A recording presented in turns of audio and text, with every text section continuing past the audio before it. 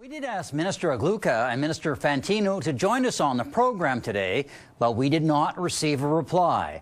So to discuss this, I'm joined by our panel of MPs, the very brave Aaron O'Toole from the Conservatives, Murray Rankin from the NDP, and Roger Cosner from the Liberals. So, Mr. O'Toole, why is it that Mr. Fantino never seems to want to do interviews? Is it because he's afraid to defend his actions, or is it the fact that the Prime Minister's office doesn't want him out and about?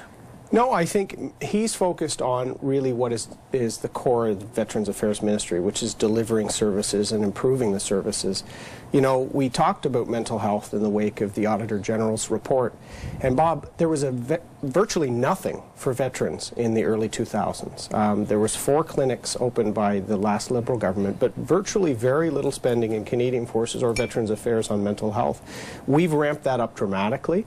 A lot of the ramp up, the new clinics and things like that, have been directly at Minister Fantino's direction. So has the review of the new Veterans Charter. The Prime Minister's had to send in a former top general, Mr.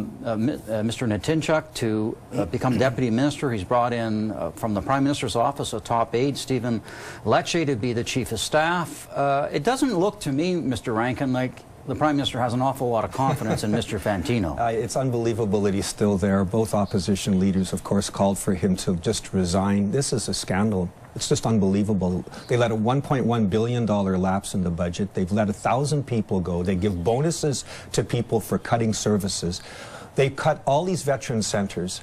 And a damning Auditor General report comes down, and where is he in Italy? I mean, and they do a Mickey Mouse announcement, you know, which they later had to retract. 30 million over 6 years, we discover, is over 50 years.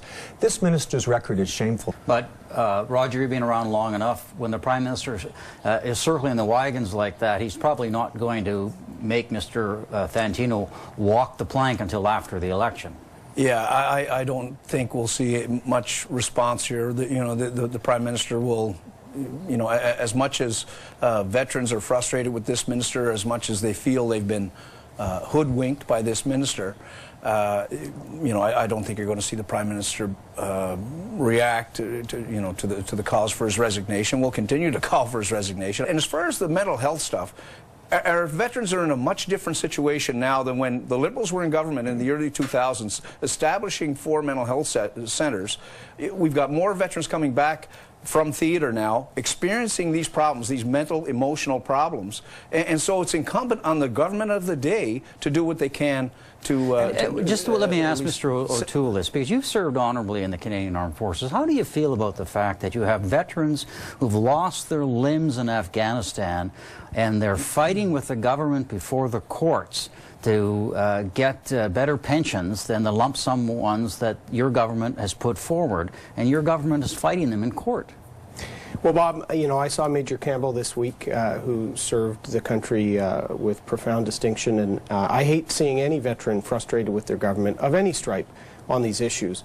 The reality of the new Veterans Charter, which I said before, was created by the Liberal government, and we're trying to make changes to it. Some of the changes to it were actually asked for by veterans groups, which is why all parties supported it.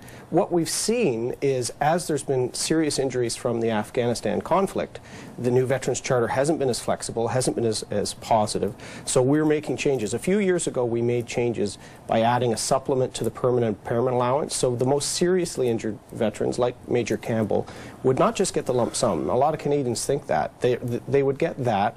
They would get the permanent impairment allowance, the supplement.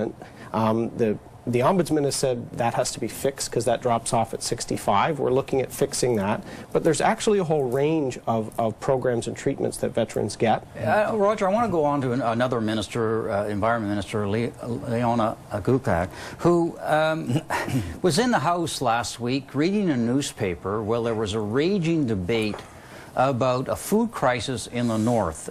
I mean, it seemed to me that it was rather insensitive. Well, regardless whether you're hiding behind a newspaper or hiding behind government talking points, she was on the wrong side of this issue right from the start.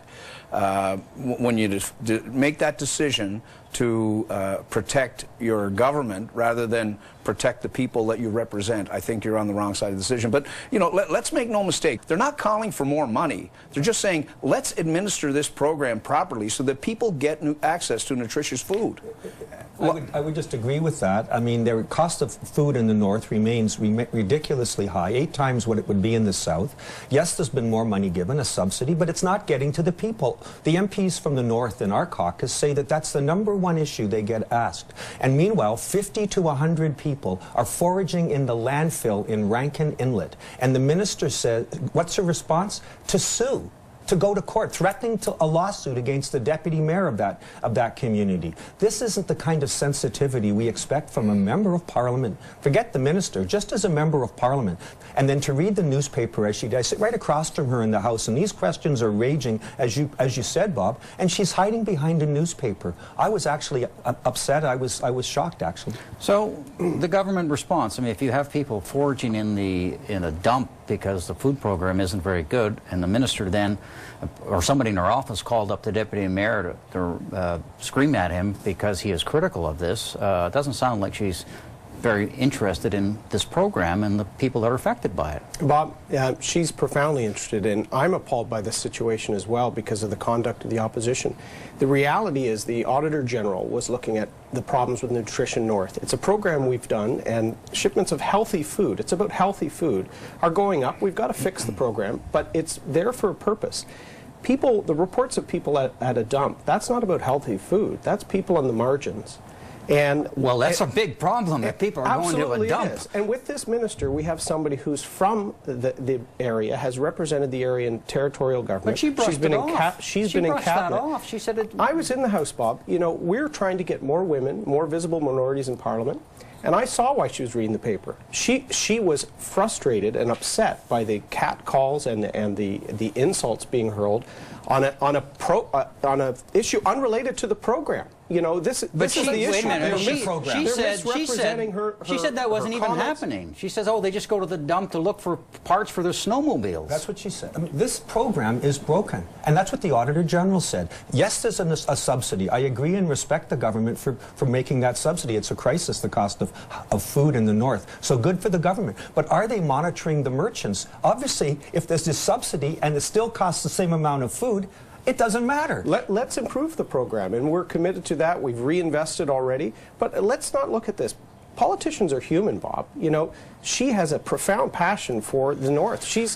There's never been a bigger champion. She's been in senior roles in cabinet, and I sit not far from her.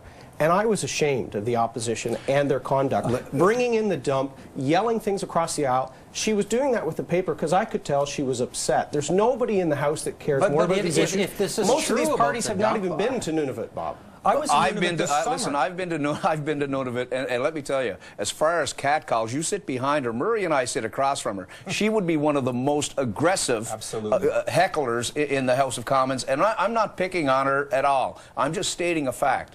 And what the most disappointing thing is that she dismissed the situation. All she had to do was say, there's problems, we are going to fix it, I'm going to be the minister, I'm one of you, I'm from that community, I am going to be your champion on this, and you move on from there. The North has never had a stronger voice than all right, oh boy, if that's true. They said that about Peter Panashaway. We are in deep trouble. They said that about Peter Panashaway. All right, gentlemen, have a good Sunday.